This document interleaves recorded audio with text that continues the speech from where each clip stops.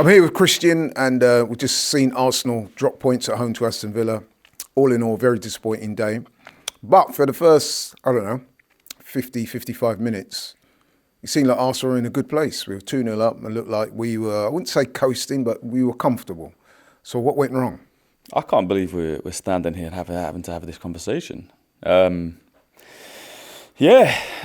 we take it from the start, I was confident. I thought we were going to win. I thought we were going to build some momentum after the Spurs result. And Laurie, man, for the first half was I would say good. It wasn't great. It wasn't bad. It was a good performance. It was controlled. We limited Villa to a couple of moments, created a couple of moments ourselves, got the goal. Nice from Trossard down the left, into Martinelli, good finish. And we went into half-time at 1-0. It was quite comfortable. But we knew we needed another goal to build on that because Villa have obviously got threat in behind. Ollie Watkins, these kind of players are dangerous, especially when it's one goal. And then we go 2-0 up. Cool. The vibes are up. You see some people in the studio that wanted to create the negative vibes before the game, starting to look a little bit rattled. Okay, maybe I should have been positive. And yes, we're 2-0 up and we're cruising. And then we throw it away, man. We throw it away. I'm at a loss to explain that because, you often hear that phrase that 2-0 is the most dangerous scoreline in football, a phrase that I've never really been totally comfortable with, to be honest. But I guess today it applies because we went from 2-0 and in the ascendancy. And, okay, we weren't playing great, but we looked like we had something to spare. Yeah. And then we concede 2 goals in the space of 8 minutes, I think it was, and drop more points, and everyone's down in the dumps. It felt immature, which isn't something that I've felt from this team in a couple of years. 2 years ago, when we were in that title race with Granit Xhaka, and that year, this shirt, we had immaturity. We did that where we'd go 2-0 up. We did it at Anfield, 2-0 up. We drew 2-2. 2-0 up against... We were 2-0 up a few times in that season, and we came back to 2-2, and we were immature, and we'd throw away leads. And I thought we'd got rid of that from our game, that kind of weak underbelly where we can just throw it away, we can just be opened up. I thought that was gone. And today, it's come back to bite us. And again, I'm a bit at a loss. Like I didn't expect at 2-0 to be standing here having this conversation. It should have been positive. We should have finished the game. We should have held it. But what can you say? We missed Saliba. Balls into the box, usually our bread and butter. A ball into the box from the left. I can't even remember who lost him, but Tielemans comes out of nowhere, gets his head on it, 2-1. And then left-footed ball into the box. Thomas Partey is to blame for that second goal. If you watch it back, look at his position. He's got Ollie Watkins where he wants him in front of him. For some reason, when the ball's played in, he steps up. Watkins peels off the back. You can't blame Havertz because it's over his head. And then Watkins scores 2-2. And then we were toothless after that. What can you say about it? We needed someone to step up. The only player that looked like they were going to step up at 2-2 was Declan Rice. He was the one driving. And Lewis Skelly as well deserves a bit of credit because he was driving the team forward.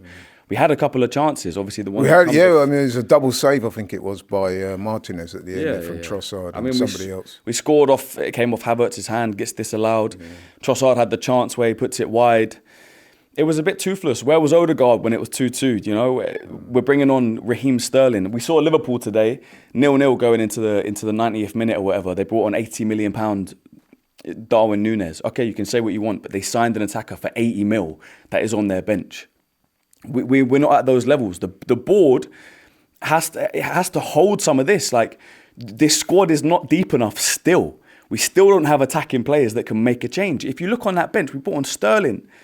Raheem Sterling that we got on loan that Arteta did not want. You could talk about the window. Arteta didn't want Raheem Sterling. Well, we don't know that for sure. No, we do.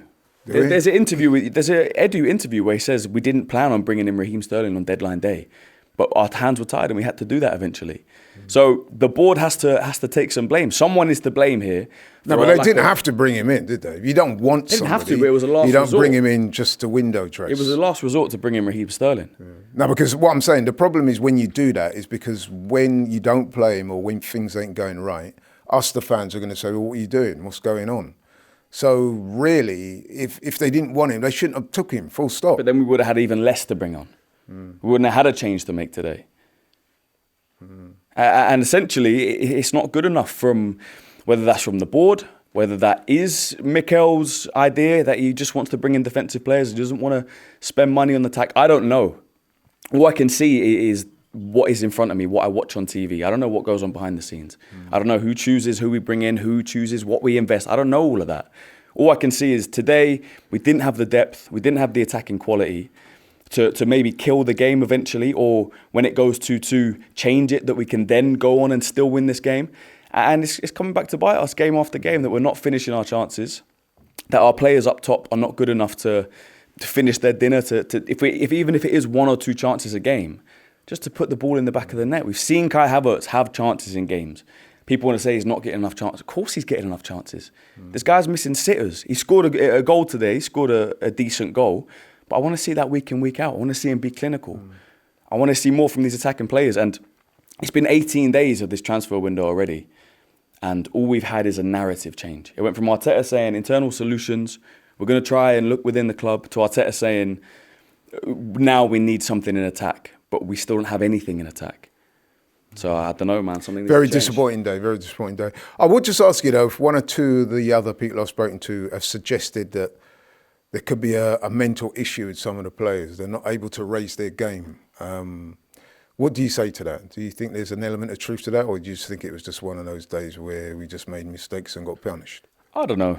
If it's a mental issue, then that's something that needs to be sorted out with them. If it's a personal thing, whatever. But if you're bringing in top quality players, experienced players, then usually that's not a problem. If you bring in someone that scored 64 goals in a calendar year, I don't think they're going to have a mental issue in front of goal. I'm talking about Gyökeres. If you bring in Isak, who's one of the best strikers in world football, I don't think you're going to have mental issues like that. Do you know what I mean?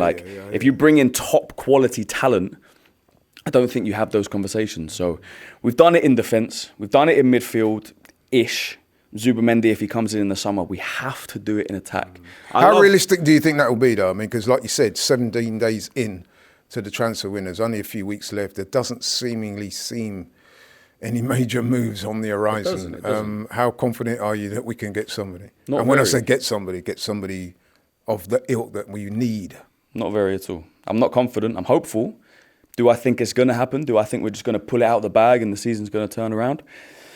I hope, but it doesn't look like it, man. So maybe it is. We just have to hold it this season.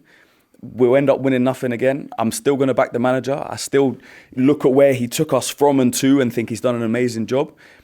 Do I hold my hands up and say that I want more and I want silverware and I want to go further in competitions? Absolutely, yes. I think those 2 things can be true. I don't think it has to be you're crazy Arteta out or you back him to the hill and he's done an amazing job. I think you can still criticise parts and still want him in. It doesn't have to be as polarising as people think. So, look, if it is nothing this season, I still back him, and hopefully in the summer he's backed in attack and we can bolster that and we can go again next season. Absolutely. Nice to end on a positive note. Thanks.